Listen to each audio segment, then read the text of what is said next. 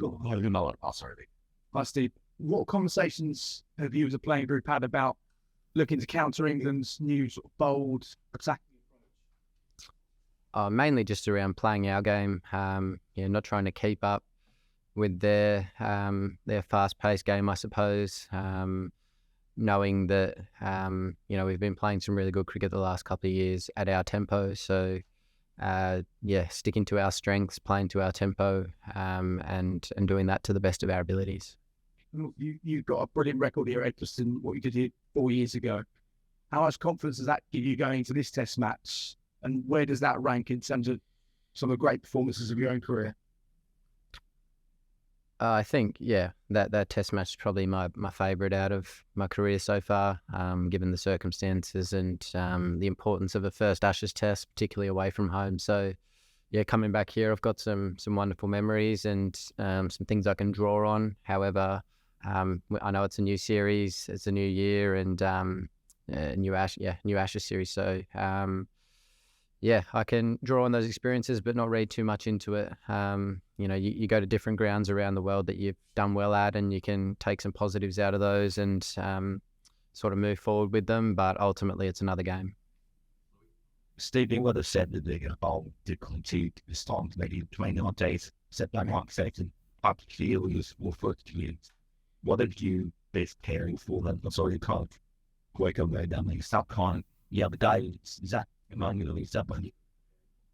A bit of everything. I think we've seen the last 12 months they do some funky things, and they're going to have to try some different things at certain times. And for me, I think one of my big strengths is being able to adapt on the go and understand what they're trying to do and sort of solve the problem out there in the middle. So, I'll just focus on my game and just try and counter each sort of thing that they come at with me. But we're expecting some different stuff, that's for sure.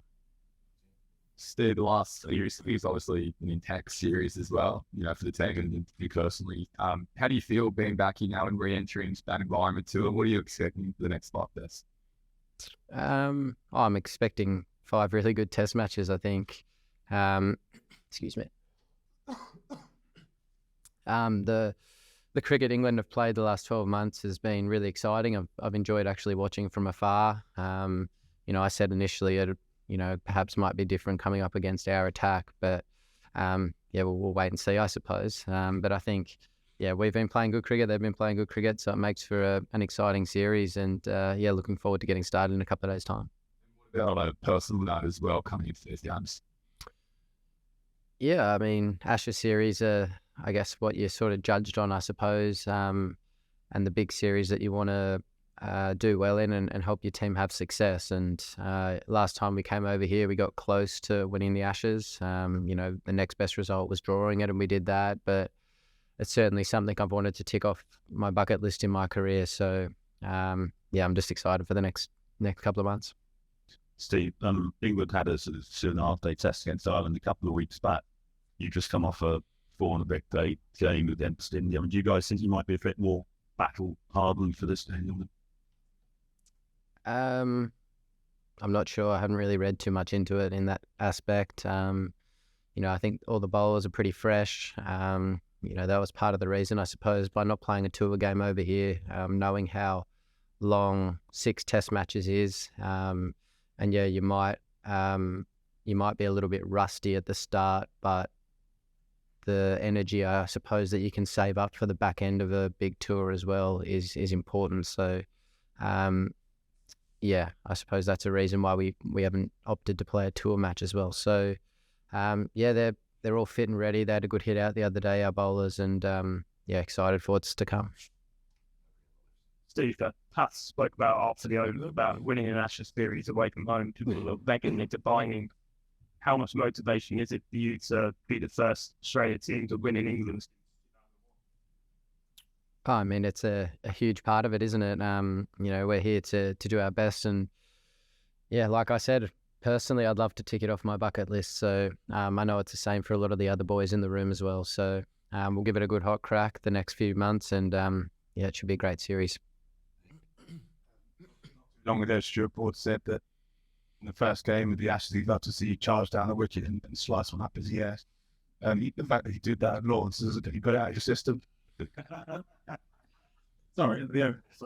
Yeah, fair. Yeah, it's a fair call. Not my best shot, but thought I cashed in a few tickets in the first innings as well. So, the game was getting to a point where I was trying to take it on a bit more and get that lead up there pretty quickly, but didn't work out for me. But that happens in the game. But I thought I played well in the first innings and got our boys in a good position from there. So I don't know. We'll wait and see. Leachy's not here, so they don't have a left arm spinner, so it's a bit different. The ball's spinning in, but I'm sure facing Mo, there'll be times where we're a bit more aggressive and times where we bring it back, and we'll wait and see what the situation entails. News that yourself, Marnus, and Fabio said are number 1, 2, and 3 in the batting ranking. So what does that say about the confidence that your batting line have got going? I think it's cool to see us all at the top of the tree, I suppose, in terms of the rankings. But I think those two in particular, the yards, the improvements they've made over the last 4 or 5 years have been exceptional. The way they've gone about their business, we all do it completely differently. Obviously, Trav comes out and plays very aggressively and takes the game on and sort of see ball, hit ball mentality in a way. And Marnus and I probably think our way through situations a little bit different, but no, it's cool to see, the hard work of those guys pay off and get themselves up there in the rankings. But yeah, we don't play. I know I don't, and those boys don't play for those reasons. It's to help the team have success, and I suppose the more runs we get and can stay in those rankings, it probably helps us out in terms of the team as well. So that's the important thing. Where would be hard is next thing things milk. Steve, Bowie Ali said yesterday that he expected Australia to target him. Obviously, you've got a very good record against him. Are you going to go after him and like it look like? I think there'll be times where we put a bit more pressure on and times where we just have to absorb it.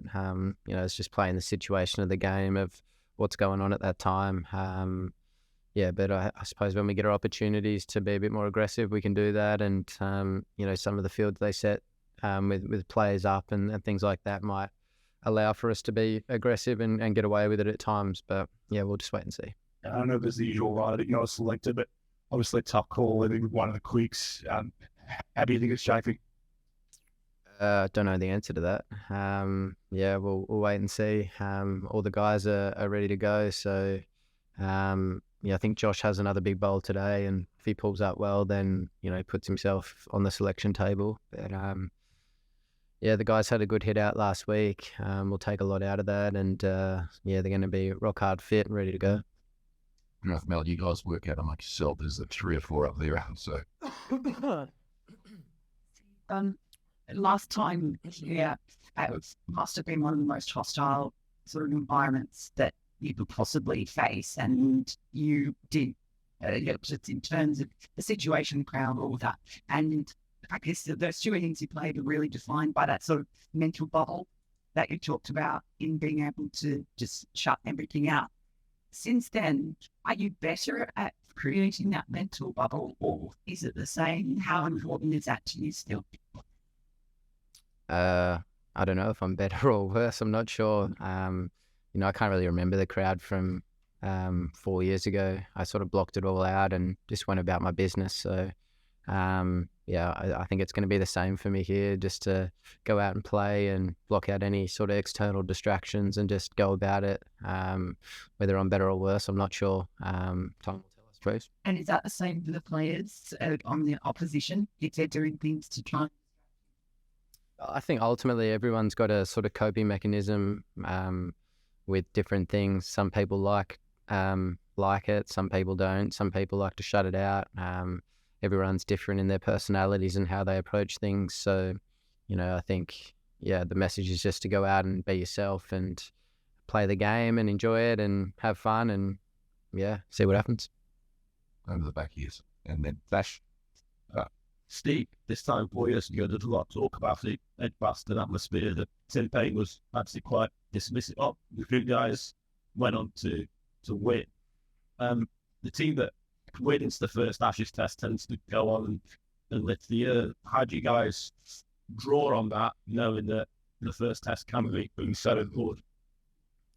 I think the first test of an Ashes series is very important. And yeah, we were able to win here last time, which was huge for the group. So hopefully we can do something similar this week. Yeah, it's an important week. On Sunday, McCullers said he was going to maybe lead you guys to a nice English beer garden. Did he deliver on that? What were the celebrations like? Yeah, delivered. Yeah.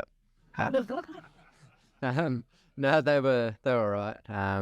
Yeah, we obviously know how big this week is, so yeah, guys were pretty well behaved, I think. But yeah, we're all ready to go for this week.